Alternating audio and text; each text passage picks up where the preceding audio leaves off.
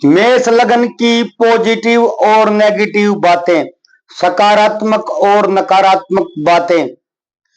इनकी सबसे पॉजिटिव, सबसे सकारात्मक जो बात होती है, जब ये रिस्क खतरा उठाने पर आ जाएं तो जोखिम बखूबी उठाते हैं और उसमें सफलता भी प्राप्त कर लेते हैं। खुद के साहस के दम पर ये यदि हासिल करना चाहें तो बहुत कुछ हासिल कर लेते हैं। ये इनके जीवन की, इनके व्यक्तित्व की सबसे सकारात्मक बात है। सबसे नकारात्मक जो इनकी बात है, सबसे नेगेटिव जो इनकी बात है, इनका अत्यधिक ईर्ष्यालु होना। ये अपनी तुलना किसी से भी कर लेते हैं, तुलना करते रहते हैं, इनका चिंतन चलता रहता है और अपने से श्रेष्ठ से तुलना करने के कारण इनको कई बार अवसाद में भी जाना पड़ता है, तनाव लेना पड़ता है। हालांकि यदि दशा अंतर्दशा अच्छी हो तो अवसाद कुछ समय के लिए होता है। दशा अंतर्दशा यदि खराब हुई तो अवसाद में लंबे चले जाते हैं। चलते हैं मेष लग्न की सकारात्मक और नकारात्मक बातों को लेकर। 5 सकारात्मक बातें, 5 नकारात्मक बातें। विस्तृत विश्लेषण। यूट्यूब के इतिहास में, फेसबुक के इतिहास में ऐसा शायद ही किसी ने बताया हो। यदि आपका मेष लग्न है तो नोट करें, अपना अनुभव कमेंट कर सकते हैं। और अन्य कोई लग्न है तो अब लगातार 12 लग्नों पर मेरी ये सीरीज प्रारंभ हो चुकी है। प्रथम वीडियो आज ही है। एक बात और, कुछ मित्र कहते हैं आप एडिट करिए, इस पे लिख दीजिए, इस पर ये कर दीजिए, पीछे बैकग्राउंड लगा दीजिए। मैं यूट्यूबर नहीं हूं, न ही मैं यूट्यूबर हूं, न ही मैं कोई नाच गाने की रील बना रहा हूं। मैं मेरा ज्ञान आप तक पहुंचा रहा हूं। तो आप ज्ञान के अभिलाषी हैं या इसमें सितारे और चांद और वो हाथी घोड़े और वो नाचना गाना देखना चाहते हैं तो अन्य कोई चैनल ढूंढ लीजिए।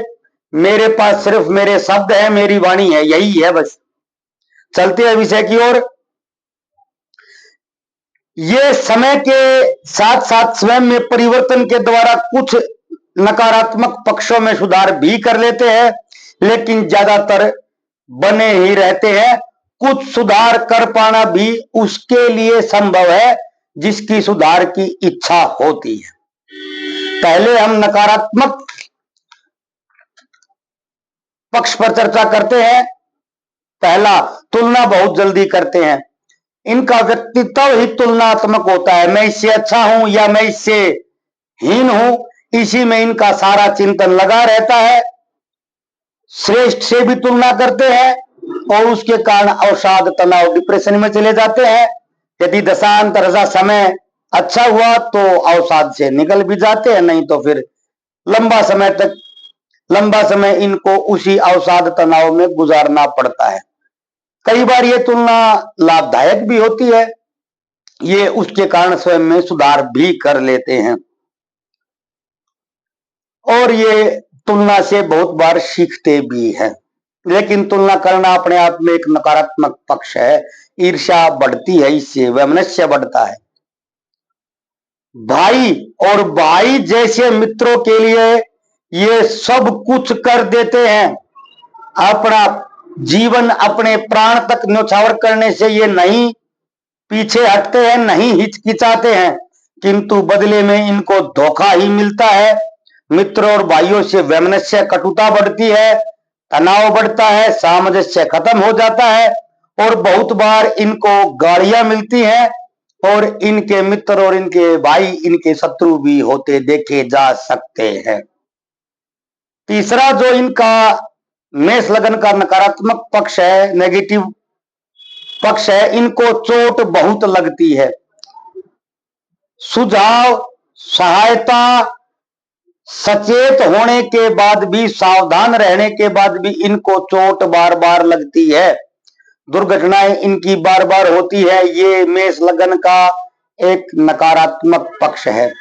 कितना भी प्रयास कर ले बचाव का, लेकिन इनको चोट लगकर रहती है। 2-4 महीने में छोटी बड़ी वो तो दशांतर दशा पर भी निर्भर होता है कि छोटी लगेगी कि बड़ी लगेगी, कि घटना होने के बाद नहीं लगेगी, ऐसा भी होता है। लेकिन इनको बार बार घटनाओं का सामना करना पड़ता है। ये बहुत वाचाल होते हैं। पांचवा और अंतिम पॉइंट, ये बहुत वाचाल होते हैं, अत्यधिक बोलते हैं। वाचाल का अर्थ होता है बहुत बोलने वाला। स्वयं पर कंट्रोल नहीं कर पाते हैं, बिना आवश्यकता बिना जरूरत के भी बोलते रहते हैं।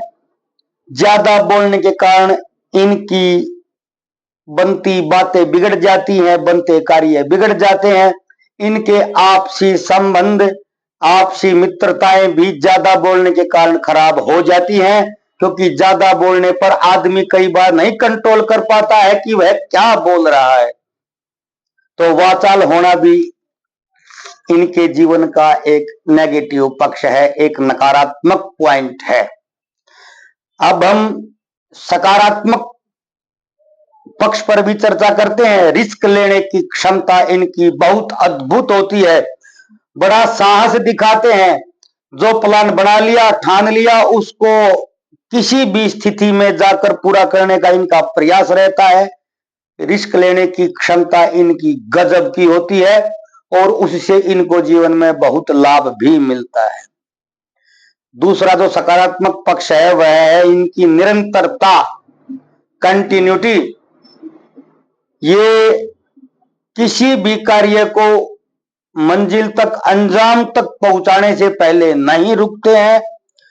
ये किसी भी कार्य के मध्य में समर्पण, सरेंडर नहीं करते हैं, निरंतर प्रयास करते रहते हैं।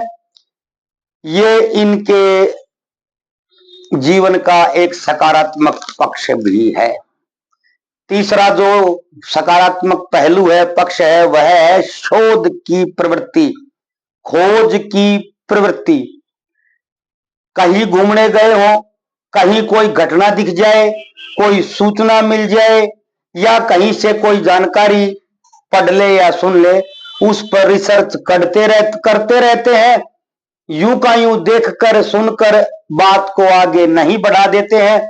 कहीं घूमने गए हैं, कोई दर्शनीय स्थल है, उसके विषय में जानना इनकी प्रवृत्ति होती है। कोई घटना सुन ली, किसी व्यक्ति से मिल लिए, यानी कि किसी भी स्थिति में छिपी हुई चीजें, छिपी हुई बातें, छिपे हुए पहलू ढूंढना इनका एक सकारात्मक पक्ष होता है। इससे इनकी जानकारियां भी बढ़ती रहती हैं, इनका ज्ञान भी इससे उत्तरोत्तर वृद्धि करता है। 4 नंबर का इनका सकारात्मक पॉइंट है, शत्रु को जड़ से समाप्त करते हैं, वैर को पाल कर रखते हैं। शत्रु से कभी भी ये धोखा नहीं खाते, बहुत कम खाते हैं। जो कोई शत्रु हो गया उसको लेकर ये निश्चिंत नहीं होते हैं। कॉम्प्रोमाइज, माफी ये जल्दी से नहीं करते हैं। क्षमा वमा इनके जीवन में न के बराबर होती है। शत्रु के लिए ये सुअवसर का प्रयास करते हैं, इंतजार करते हैं, और सही अवसर मिलने पर शत्रु को समाप्त कर देना इनका उद्देश्य होता है। 5वां और अंतिम सकारात्मक पक्ष है, इससे आप आगे चाहे तो लाभ उठा सकते हैं। इनको भूमि से, जमीन से बहुधा लाभ होता है। भूमि के खरीद फरोख्त, भूमि के लेन देन, जमीन का कार्य, खेत मकान संबंधित कार्य से इनको लाभ जीवन में बहुत बार होता है, क्योंकि इनके लग्न के स्वामी मंगल देवता होते हैं, जो जमीन के कारक भी हैं। जिन भी कार्यों के कारक मंगल होते हैं, वो सब कार्य इनके लिए सकारात्मक होते हैं, और जो मंगल के अवगुण होते हैं वो इनके लिए नकारात्मक पक्ष होता है। मैंने सिर्फ विश्लेषण किया है, इनका लग्नेश मंगल देवता है, तो मंगल के सकारात्मक और नकारात्मक पहलुओं पर ही मैंने प्रकाश डालने का प्रयास किया है। शेष तो सब ज्योतिष विद्या के जानने वाले इन पक्षों को जानते ही है। कल फिर मिलते हैं किसी अन्य विषय के साथ। प्रयास रहेगा कि वृषभ लग्न के सकारात्मक और नकारात्मक पक्ष को कल आपके सामने लेकर आऊं। तब तक के लिए आज्ञा दीजिए, इजाजत दीजिए, परमिशन दीजिए। सभी स्वस्थ रहें, प्रसन्न रहें, आनंद से रहें, मस्त रहें। आचार्य श्री राम शर्मा कहा करते गायत्री परिवार वाले, व्यस्त रहो, स्वस्थ रहो, मस्त रहो। तो व्यस्त रहिए, मस्त रहिए। धन्यवाद। जय भोलेनाथ, जय जगन्नाथ।